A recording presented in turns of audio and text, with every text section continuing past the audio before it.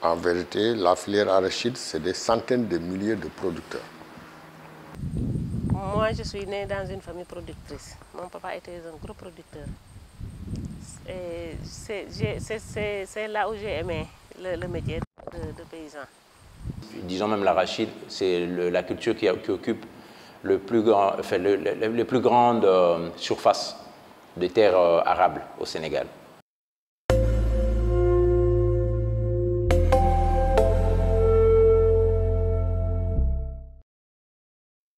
La filière arachidière est une filière historique du Sénégal. La plupart des parcelles emblavées en arachide se concentrent dans le bassin arachidier, dont l'épicentre est la ville de Kaolack. L'arachide est principalement cultivé durant la saison des pluies, l'irrigation restant assez peu développée. Les exploitations sont familiales et possèdent en moyenne 2 hectares. La culture d'arachide au Sénégal doit faire face à de nombreux enjeux.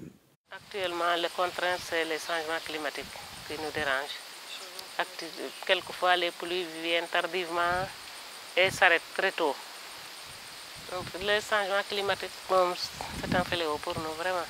C'est pourquoi on est en train de rechercher des variétés actives. L'appauvrissement des sols est tout aussi problématique. Il est lié à divers facteurs, monoculture, peu de rotation, d'amendement organique et lessivage des sols par manque de travail de la terre. Cet appauvrissement est aussi en partie lié à l'utilisation d'engrais chimiques depuis l'époque coloniale. Les engrais NPK, donc, ce sont des engrais aujourd'hui qui sont utilisés pour tous les types de cultures. C'est l'Institut sénégalais de la recherche agricole, ISRA, qui donne des recommandations de formules pour chaque culture. Au Sénégal, la formule qui est recommandée pour l'arachide qui vous intéresse, c'est ce qu'on appelle le 6-20-10. L'État subventionne à peu près 30 000 tonnes d'engrais 6-20-10 chaque année. D'autres alternatives existent pourtant, les engrais organiques. Le paramètre qui symbolise un peu la fertilité des sols, c'est la quantité ou le taux de matière organique. Toutefois, il est difficile pour les agriculteurs d'accéder à des engrais organiques non subventionnés plus coûteux. Certains producteurs cherchent donc à réutiliser les déchets organiques de leurs animaux d'attelage sur leurs parcelles.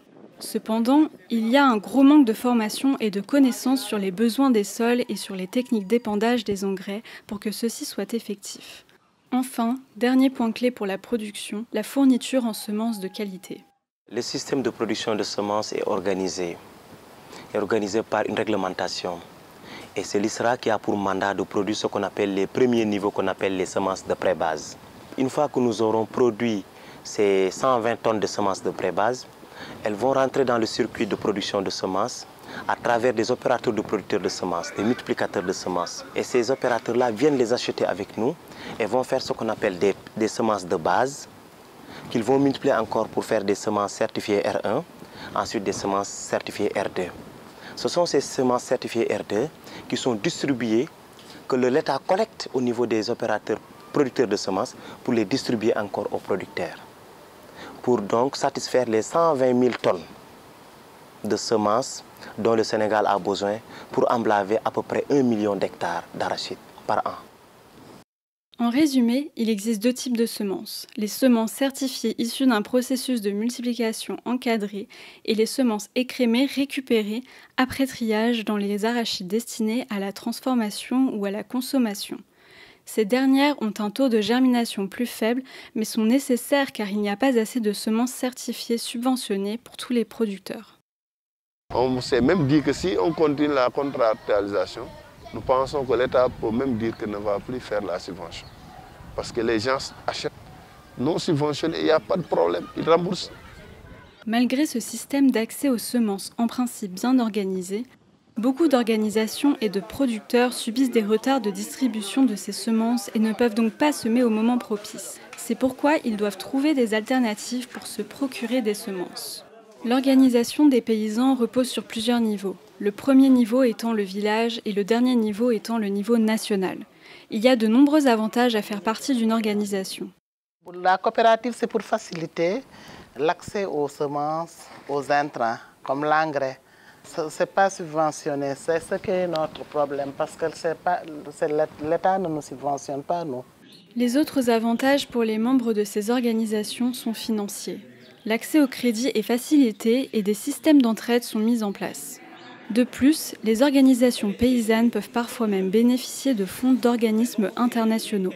Les coopératives permettent en outre de soutenir les acteurs moins entendus, tels que les jeunes et les femmes, qui sont confrontés à l'exode rural et à des difficultés d'accès aux terres. On dit qu'une femme ne doit pas être propriétaire de terre. Avec la loi, je pourrais aller en justice, mais ça, on ne le fait pas ici, nous. Dans le bassin arachidier, près de 80% des femmes productrices possèdent des parcelles de moins de 1 hectare. Ainsi, les principaux enjeux des acteurs de la production que sont le manque d'eau, la pauvreté des sols en matière organique et l'accès aux semences impactent les rendements. Néanmoins, la production n'est pas déconnectée de la commercialisation et il est crucial que l'agriculteur soit en mesure de vendre ses graines à un bon prix.